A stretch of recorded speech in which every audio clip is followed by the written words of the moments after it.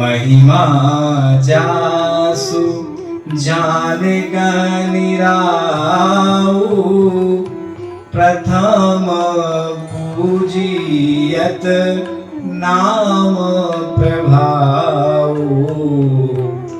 महिमा जासु, जिसकी महिमा कौन जानते हैं? गणेश जी जानते। किसकी महिमा? राम नाम की महिमा। गणेश जी जानते उस नाम की महिमा। उस नाम का जप करते करते उसकी महिमा को जानते हुए गणेश जी देवताओं में प्रथम पूज्य हो गए।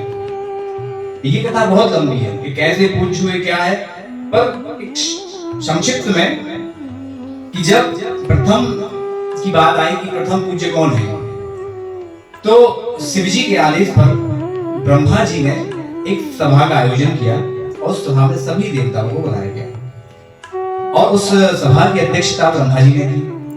तो ब्रह्मा जी ने कहा कि जो पहले ब्रह्मांड की परिक्रमा करके लौटेगा वो प्रथम पूज्य के पद का अधिकारी होगा। जितने सारे समस्त देवताओं ने अपने अपने वाहन लेकर और ब्रह्मांड की परिक्रमा करने के लिए चल दिया। उसी क्रम में गणेश जी, जिनका वाहन चूहा है, वो अपने वाहन चूहे पर बैठ करके चल दिए ब्रह्मांड की परिक्रमा करने। अब ब्रह्मांड की परिक्रमा करने के लिए चल तो दिए, चूहे की स्पीड होती कितनी है, फिर भी गणेश जी चले। और जब रास्ते में जाते हुए देवताओं ने देखा कि देवर्षि नारद आ रहे हैं, तो देवताओं ने देवर्षि नारद को अनदेखा कर आगे बढ़ गए। क्यों? बाबा बैठेंगे अभी नारद जी तो कथा सुनाएंगे, कितना समय निकल जाएगा, उतने में हम कहां से कहां पहुंच जाएंगे। तो उन्होंने नारद जी को अनदेखा करते हुए आगे बढ़ाए। अब जैसे आगे बढ़े तो गणेश जी की नजर पड़ेगी नारद जी पर, तो वो चूहे से उतरकर उनको प्रणाम करते हैं। और जब प्रणाम करते हैं, उनसे वार्तालाप करते हैं, तो उन्होंने कहा कि आप कहाँ जा रहे हैं? तो उन्होंने बोला कि हम ब्रह्मांड की परिक्रमा करने के लिए जा रहे हैं।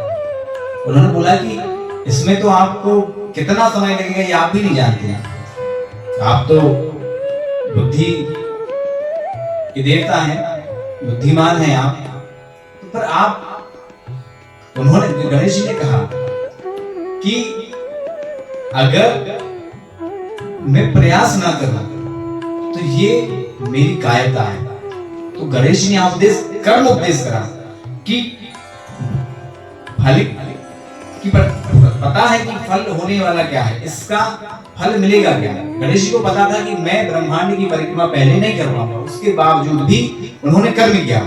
क्यों? कर्म हमारे अधीन है, कर्म हम कर सकते हैं। तो गणेश जी ने कर्मनिष्ठ जो है कर्मनिष्ठता की बात करी और बताया कि कर्म करना चाहिए, असंभव भी हो तब भी करना चाहिए। तब गणेश जी ने वहां नारद जी से कहा कि प्रभु गुरुवर, अगर हम नहीं चलेंगे तो अनुभव कैसे होगा?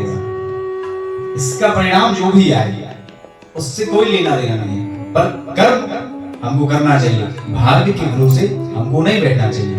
तब वहां नारद जी उनसे प्रसन्न होते हैं और उनसे कहते हैं कि मैं तुम्हें एक उपाय बताता हूं। तो गणेश जी ने तुरंत हाँ कर दिया कि प्रभु आप बताइए, मैं उसको तत्क्षण करूंगा। तब कहते हैं गुरु निष्ठा। तो वहां नारद जी गुरु तत्व के रूप में आए और उन्होंने उनको उपदेश किया है कि आप इसमें राम नाम लिखिए और राम नाम लिख करके आप इसकी परिक्रमा कर लीजिए। तो गणेश जी ने तुरंत नारद रूपी गुरु तत्व की बात मानते हुए, संत की बात मानते राम नाम लिखकर उसकी परिक्रमा करी और वापस कैलाश पहुंचे। जब पहुंचते हैं तो उनके पिता और माता ने कहा कि बेटा इतनी जल्दी लौट आए? उन्होंने कहा कि हाँ, हम ब्रह्मांड की परिक्रमा कराएं। कैसे? उन्होंने सारा वृत्तांत सुनाया।